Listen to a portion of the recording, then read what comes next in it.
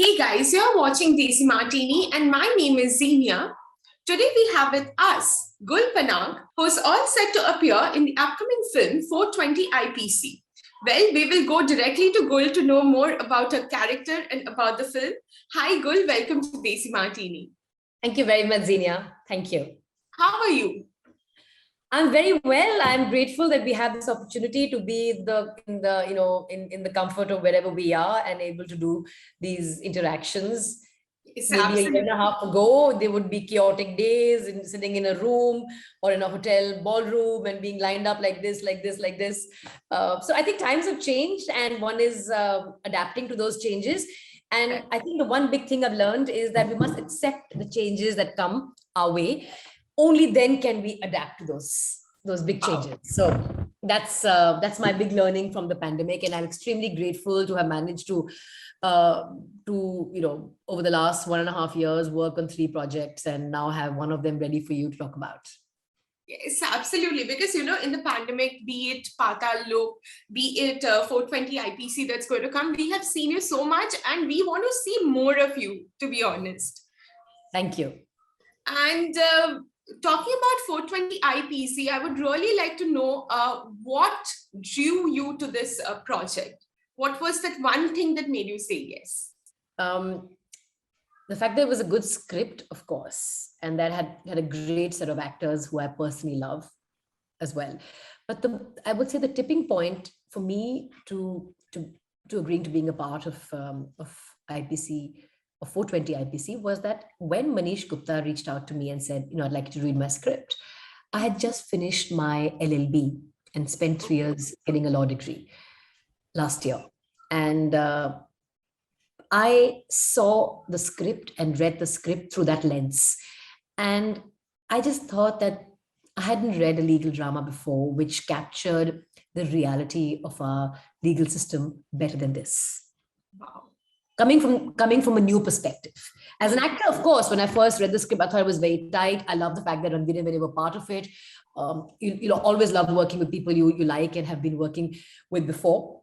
So that was, of course, as an actor given, but as somebody who now was armed with a law degree, my perspective on this particular project was almost like serendipity. Here I am, qualifying to be a lawyer. And then the first script that I read is a legal drama, and I can apply that filter and read it and say, this is what I was looking for. It was almost like serendipity. And congratulations, Gul, because you are adding feathers after feathers on your hat, to be honest. Yeah, I want to become an Indian chief with many, many feathers on my on my hat. In my hand. Yes. I would also like to know about the character that you play in this film. So I play Pooja Keswani, Vinay Pathak's character's Bansi Keswani's wife.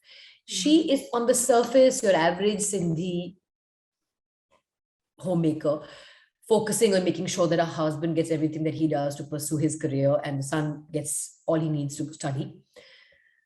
But she's also a woman capable of rising to the occasion and doing whatever it takes to make sure that her husband gets out of the trouble that he's found himself in. And, a lot of people think that it's because she's a Adarsh Bharatiya Nari. I think that is, of course, the case. But I feel in great marriages and in good partnerships where commitment is the binding glue. I mean, marriages are done for all kinds of reasons. Now we know. But where commitment and a shared future is the binding glue, you stand by your spouse through thick and thin. And it's not just in India. I mean, you look at Hillary Clinton when her husband was facing impeachment proceedings back in 1998. She stood by him. She could have walked out for all the stuff that was coming out, the scandalous stuff. But she said, this is a time for me to stand by him. I'll deal with all that later. So it's something that cuts across cultures. It's actually a human trait. Right. It's about who you are as an individual. And Pooja is that person. She will do whatever it takes to make sure that she can get Bansi out of the trouble that he's in. And he's in a lot of trouble. And in fact, Pooja is the character that is where the twist and the spin in the story comes from. Wow. Okay. And I can't say anything more than that. Okay, okay. You just added more interest that we already had, because when we saw the trailer, it looked so different. A legal drama on fraud, on see, we have seen stories on scams, but to see it from this perspective of a legal drama, that's something beautiful. And now you have added more interest by saying that the twist is going to come. Okay. My character, yes, Yes. You know, indeed. yeah, Gul, you have been offered characters like this, who's like the others, homemaker and the spouse in the relationship. How do you bring, like, when you do the role, how do you bring in the change? How do you bring in the variety when you carry out characters similar?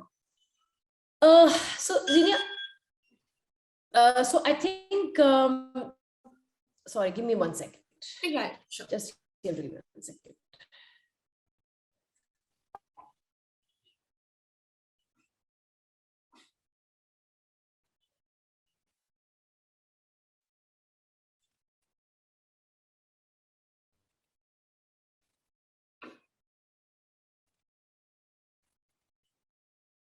I think change really is that every character is different from the other. While on the surface, they may be like a homemaker, or they might be or they might be say a cop. I think the first step is understanding the character, and the only people who can do are the director and the story and the writer. They explain to you what the character is. Then you think back and figure out how you're going to make this character different from, say, a similar character that you may have played. In this case, let's take the example of Patal Lok. Both are homemakers. How would I make it different? So that's for me to sort of think about. In Patal Lok, for instance, one of the big things that I wouldn't say big thing, one of the things that I sort of we discussed, Sudeep and me, that she should be an aspirational person. She should always be somebody who's trying to break out of where she's at, which is why even though her first language is Hindi, she will try and put an English word every now and then. मेरे brother आ रहे हैं, मुझे pasta बनाना है, मेरे husband आ रहे हैं. She can say pati and bhai, but the wanting to use English words is like a little, and those are the parts that got really remembered from the character. She just stood out because of these little things. And it's a very small part in the much larger drama about Hathiram Chaudhary. Mm-hmm. Coming back to here, I think again one has to think of what would you do differently as an actor to first make the performance authentic. It should be a believable performance and honest. I mean, Zinia or somebody else must look at it and say, this is real. It shouldn't look like this is like a make-believe world. So the first responsibility of an actor is to invest the energy to make that performance believable and honest. And then because of the fact that now, after having been around, for 13, 14 years, one has lots of experience. And you have, because you have experience in life as an individual, you have seen more of the world and experienced more of life. And you've had the opportunity to experience very emotions which you perhaps have not had at 24, 25.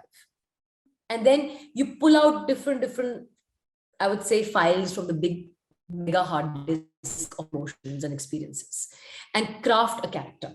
And it becomes easier as you go along because it's second nature.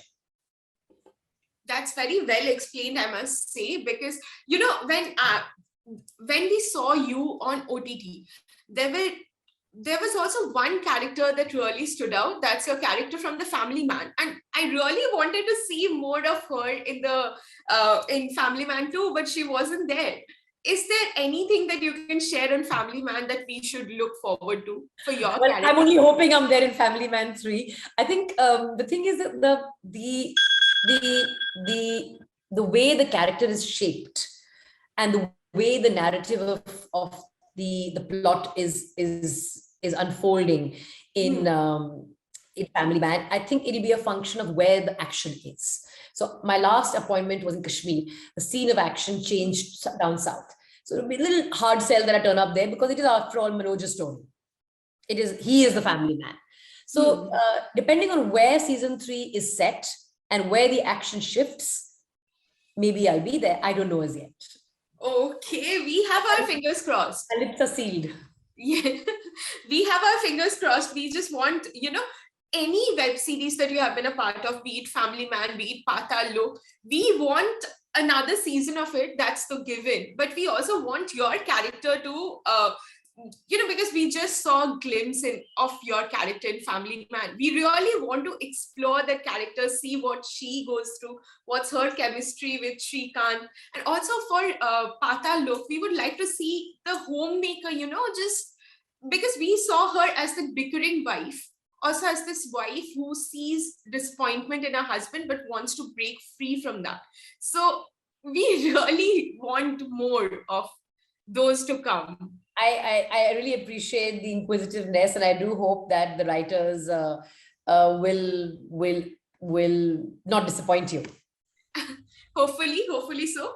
Also, finally, before we go, I would also like to ask you about your upcoming projects.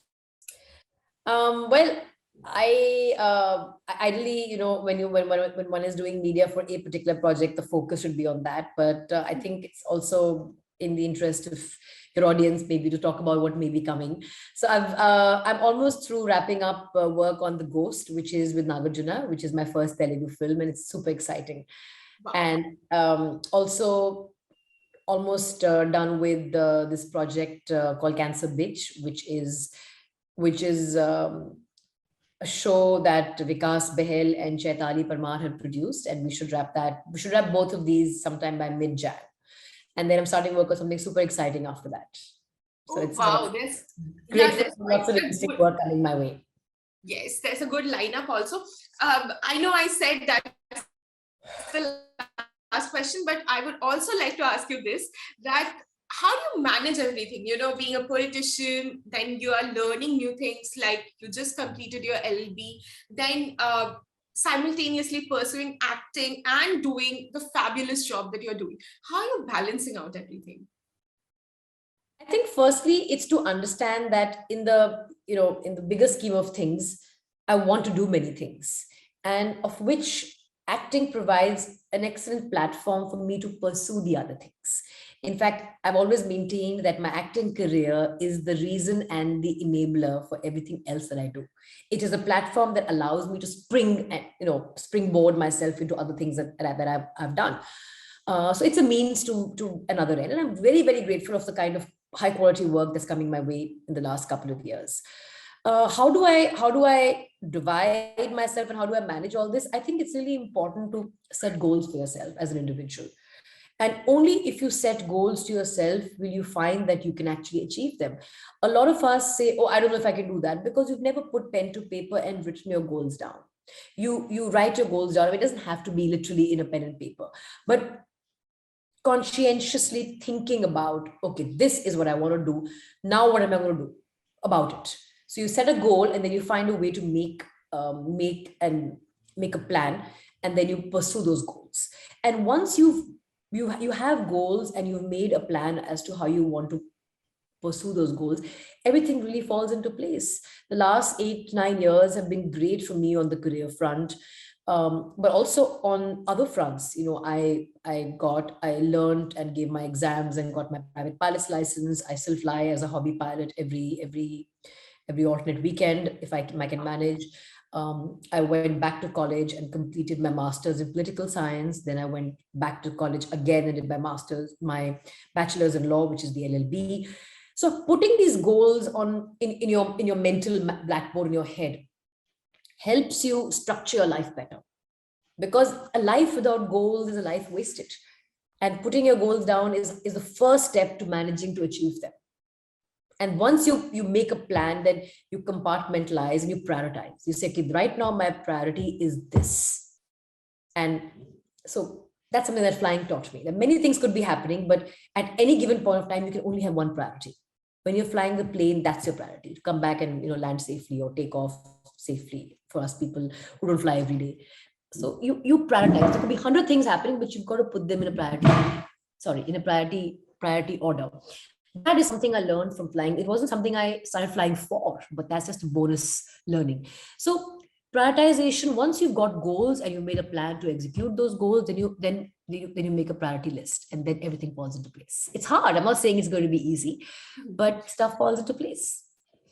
You are absolutely inspirational, to say the least, because you have been managing everything so well, and how you put it was even beautiful.